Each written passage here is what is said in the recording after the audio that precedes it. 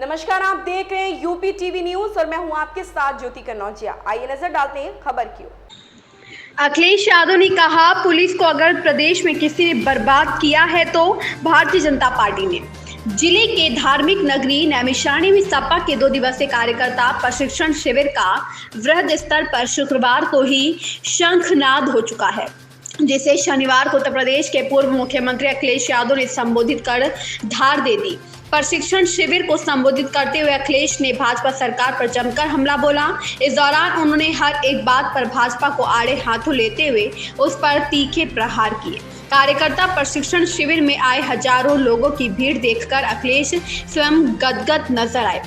उन्होंने कहा कि 44 से 48 डिग्री टेम्परेचर में है हम लोग बैठे हैं, इसलिए भाजपा की हालत खराब है। नैमिषारण्य की धरती पर ऐसा आयोजन संभव नहीं था। जिन लोगों ने किस कार्यक्रम में गुप्त दान देकर कार्यक्रम को सफल बनाया, उनको बहुत बहुत धन्यवाद देता हूं। अखिलेश यादव ने कहा कि मैं स्वयं जब ललिता देवी मंदिर पर दर्शन पूजन के लिए गया तो बीजेपी के लोग सॉफ्ट हिंदुत्व की बात कह रहे थे।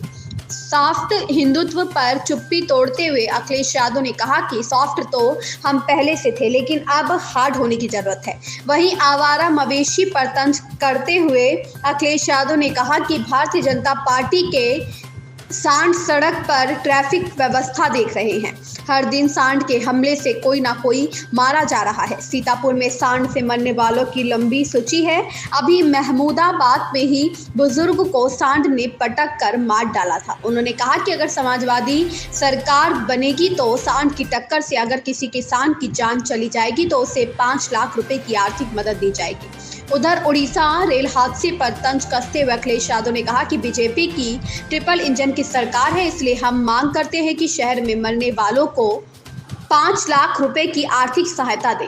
कानपुर कांड में यूपी पुलिस के कारनामों को उजागर करते हुए अखिलेश यादव ने पुलिस को चोर बताया। उन्होंने कहा कि यूपी में हुए 14,000 एनकाउंटर सब फर्जी हैं। सब फेक एनकाउंटर के लिए पुलिस को छूट दे दी गई है और इसके साथ ही पुलिस को वसूली करने के लिए भी छूट दे दी गई है। यही वजह है कि कानपुर में पुलिस वालों ने 50 किलो चांदी चुरा ली। अखिलेश ने कहा कि आप बताइए, प्रदेश में ऐसा हो रहा है कि चोर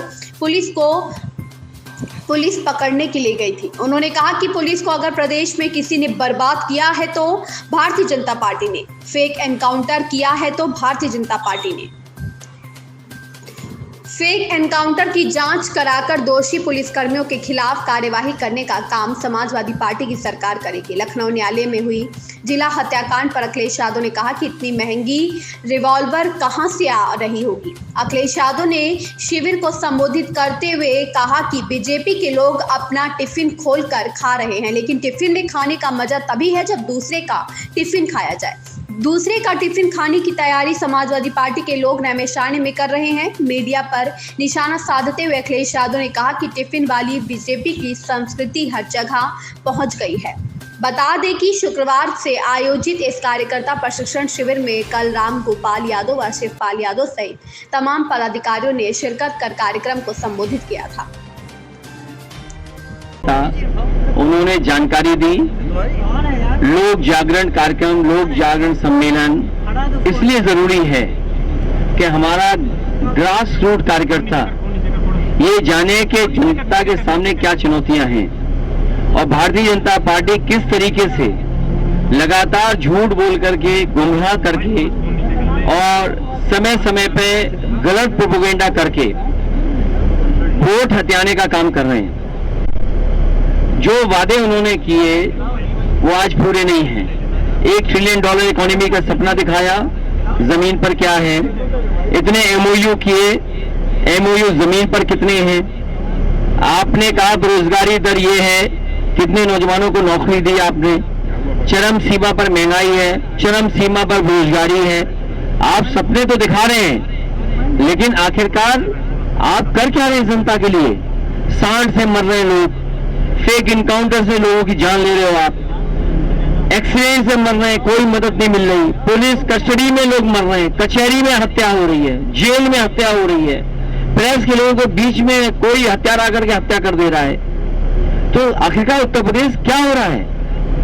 उत्तर प्रदेश को इस तरीके से कानून व्यवस्था को खत्म होते किसी ने नहीं देखा।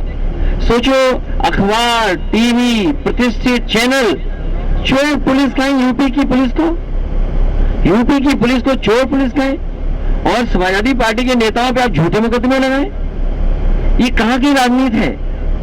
इसलिए जनता इस बार इनका सफाया करेगी, इनका अहंकार समाजवादी पार्टी के यूथ तोड़ेंगे।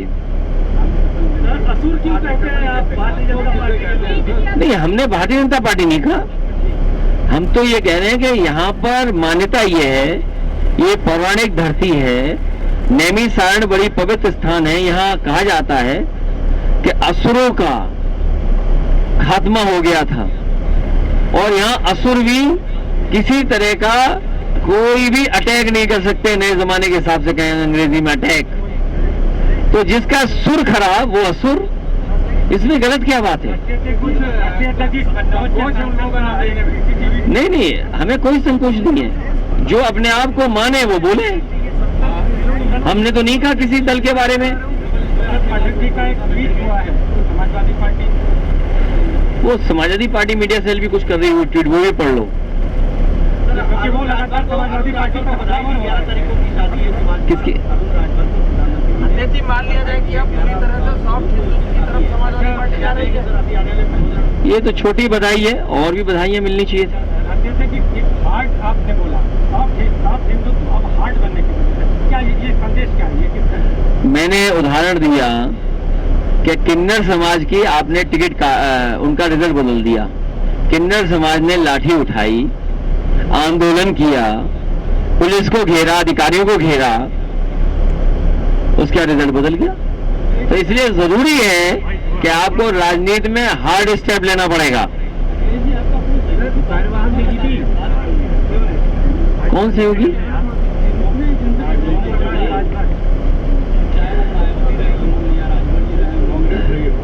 नहीं, देखिए, ये हालांकि सवाल आप ठीक पूछ रहे हैं, हो सकता है उसका भाव थोड़ा गलत हो। आपको दूसरी तरीके से कहना चाहिए कि किस स्वार्थ में लोग छोड़ के चले जाते हैं। आज सवाल इस बात का है कि जातीय जनगणना होनी चाहिए। सवाल इस बात का है कि सामाजिक न्याय पे देश के बड़े बड़े स्टेट के मुख्यमंत्री उस पे सबको एक करना चाहते हैं। क्या बिहार में नई जाति गणना की बात उठी? दक्षिण भारत के जितने भी मुख्यमंत्री हैं या जितने भी लोग हैं सामाजिक न्याय की बात कर रहे हैं, तो हम सामाजिक न्याय की बात कर रहे हैं। हो सकता है इसकी वजह से वो दल हमसे दूर जा रहे हों। और फिर बीजेपी बड़ी होशियार पार्टी है ना, बीजेपी किससे क्या दबाव बना दे, किसको क्या लालच दे दे, किसको एसी की गाड़ी में बैठा करके वोट डालने ले आए, किसको पीछे से मदद कर दें, ये हम आप थोड़ी नहीं जानते हैं। अगर आप जानते भी होगे तो शायद नहीं बता पाओगे। देखिए, अरे ये कोई बहुत बड़ी राजनीति नहीं है जिनके बारे में आप कहते हो। अब भाई प्रधानमंत्री बधाई दे शादी पर, तो अच्छी बात है ना, तो इससे कम से कम पता तो लग रहा है कौन कहाँ है। नहीं, कारवाहक अगर डीजीपी रहेंगे तो इसी तरह 50 किलो चांदी लूटी जाएगी और पुलिस के घर में निकलेगी। और सरकार को इस बात की शर्मिंदगी होनी चाहिए कि जब एक विभाग की जानकारी हुई कि आखिरकार कौन सबसे ज्यादा करप्ट विभाग है, इस सरकार खुद आकलन कर रही थी, तो पुलिस सबसे ज्यादा निकली करप्ट। ये दुख की बात है। आप पता करिए कि किस तरह एक दुकानदार से क्या वसूली करना चाहते थे, क्या दबाव बनाया हुआ था।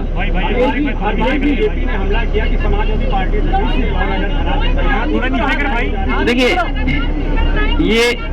ये मैं आपसे कह रहा हूं, मैं पत्रकार साथियों, आप बहुत जानकार हैं, समझदार हैं। जो लोग खुद हैं वो खुद ऐसी बातें कर रहे हैं। वो क्या थे, उनका बैकग्राउंड क्या था, उनके बारे में अखबार क्या लिख रहा था। ये बीजेपी की स्ट्रेटेजी है कि समाजवादी पार्टी को इस तरीके से कहा जाए और खुद गुंडे बदमाश अपराधी है। आप चार्जशीट नहीं है कोई हमारा, आप बताइए हम पे कितने मुकदमे हैं, आप बताइए मुख्यमंत्री पे कितने मुकदमे थे, डिप्टी सीएम पर चंदा वसूलने की सुनने में आ रहा है कि कोई उन्होंने फर्जी पर्ची बनवाई थी चंदा के लिए, उसका केस है उनके ऊपर। और जरा जाइए तो श्रम इलाहाबाद में पता करिए कि क्या कारोबार था उनका। तो सवाल वो नहीं है, सरकार आंख बंद करके रखना चाहती है और कुछ लोगों से जानबूझ करके स्ट्रेटजी के तहत कि अगर ही मैं बोलूंगा तो ये बोलेंगे, इसलिए हम भी अपने 5 पिछड़े प्रवक्ता रखेंगे उनके पिछड़ों के जवाब देने के लिए। अगड़ों के अगला जवाब देगा, हम सबका जवाब देंगे। 2024 की जो रणनीति है, मुलाकात की, देखिए मुझे उम्मीद है कि इसी तरीके से हमारे सभी दल के बड़े नेता बैठेंगे और सभी भारतीय जनता पार्टी को हटाना चाहते हैं, और इसलिए भी हटाना चाहते हैं कि भारतीय जनता पार्टी ने देश को धोखा दिया है। आपने रेफरेंस का मुद्दा उठाया था, आपने कहा था कि अंतर्राष्ट्रीय स्तर पे भी बदनामी हो रही देश की, क्या कहेंगे रेफरेंस के मुद्दे पे? कल बृजभूषण एक रैली भी कर रहे हैं गोंडा में। भारतीय जनता पार्टी को अपना नारा याद रखना चाहिए, बेटी पढ़ाओ बेटी बचाओ। बीजेपी को दोबारा इस नारे के बारे में सोचना चाहिए, और जब पहलवान बेटी न्याय मांग रही हैं तो ये बीजेपी की जिम्मेदारी बनती है उन्हें न्याय देने की।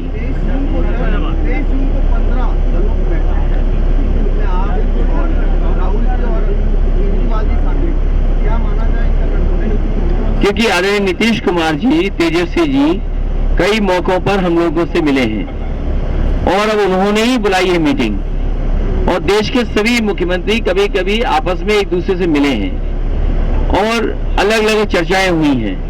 मुझे खुशी है इस बात की कि सभी दल एक बार को फिर चर्चा करेंगे, फिर अकेले अकेले मिलते रहेंगे।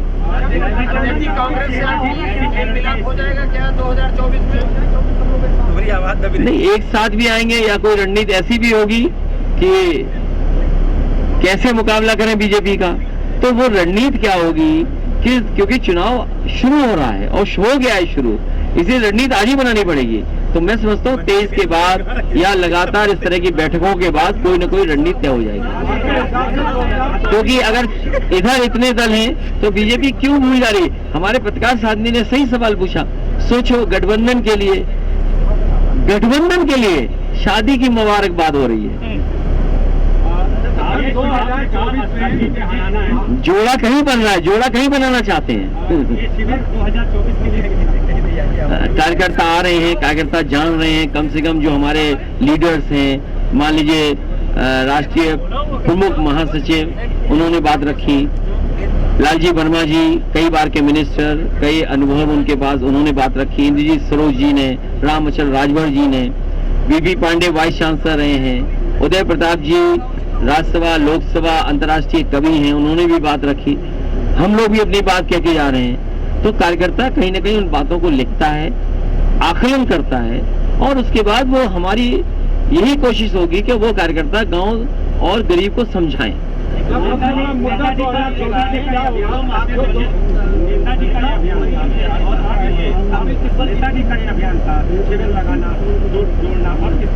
नहीं, हमारे समाजवादियों ने हमेशा शिविर किए हैं, और कोरोना से पहले 2022 से पहले हमारे साथियों को याद होगा कि जब कोरोना की प्रोटोकॉल नहीं आया था तो हमारे सम्मेलन चल रहे थे, क्योंकि प्रोटोकॉल आ गया उसकी वजह से हमारे सम्मेलन रुक गए, तो हम रथ यात्रा करने लगे, रथ यात्रा में भी प्रोटोकॉल आ गया तो रथ यात्रा भी रोकनी पड़ी।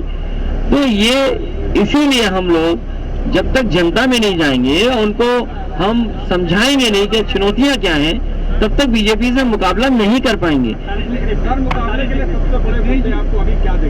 देखो, अभी तो मैंने केवल एक होर्डिंग के बारे में बताया। लखनऊ में हमारे पत्रकार साथी लखनऊ से भी हैं, रोजगार को लेकर के डबल इंजन सरकार ने कहा, तो हमारे मुख्यमंत्री जी को अनएम्प्लॉयमेंट रेट और एम्प्लॉयमेंट रेट ही नहीं पता।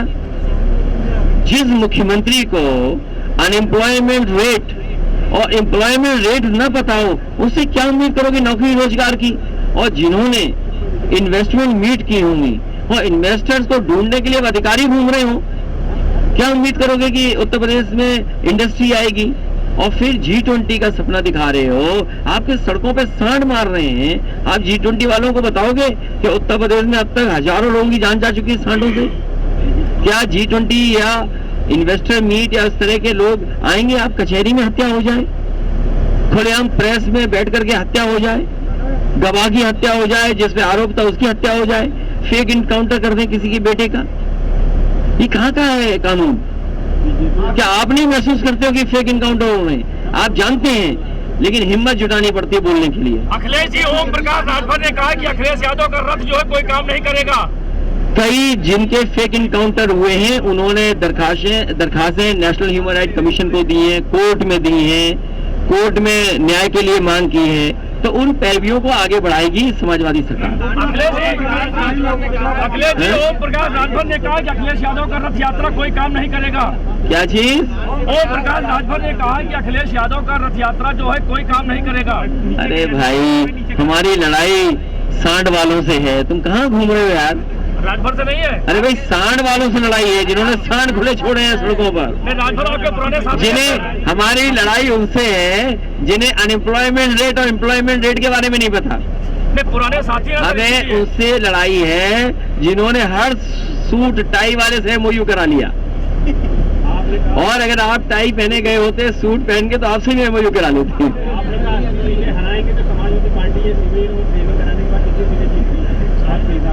80 के 80 नहीं, मीडिया ने टारगेट नहीं किया, हमारे मीडिया मित्रों को टारगेट किया। काम कर रहे हैं, वो हमारे साथी हैं, जो बीजेपी बनाएंगे वो हमारे सब साथी हैं, कोई भी हो। नहीं, बीजेपी को जो हराएगा वो हमारा साथी है। अब कौन साथी है कौन नहीं हमें नहीं पता। अब कोई भी कहानी बना दो, जैसे भाई हमने तो कहानी कोई राक्षस वो बात आप भी बना दे रहे, टीवी चैनल वाले पूछे कि आपने कोई राक्षस कहा। अरे भाई, हमने किसी को नहीं कहा। अरे भाई, अपनी बात नहीं, असुनी और भी बातें कही थी हमारे को, कहाँ गया पता क्या साथी एक था। अरे भाई, मैंने तो किसी को नहीं कुछ कहा यार, हम क्यों कहेंगे यार?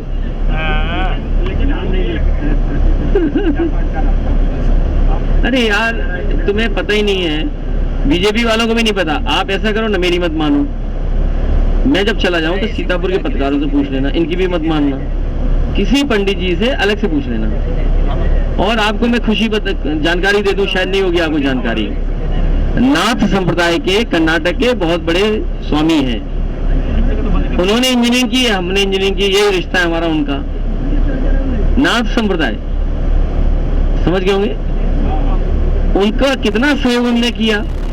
यहाँ पे उन्हें संस्था बनाई, और नेमिसारण्य पहली बार नहीं आया हमने तो अपने एक्सप्रेस वे पर नेमिसारण्य का लिखा है कि नेमिसारण्य इतने किलोमीटर में है, तो ये सरकार को कम से कम नेमिसारण्य तक 4 लेन सड़क बना देनी चाहिए थी।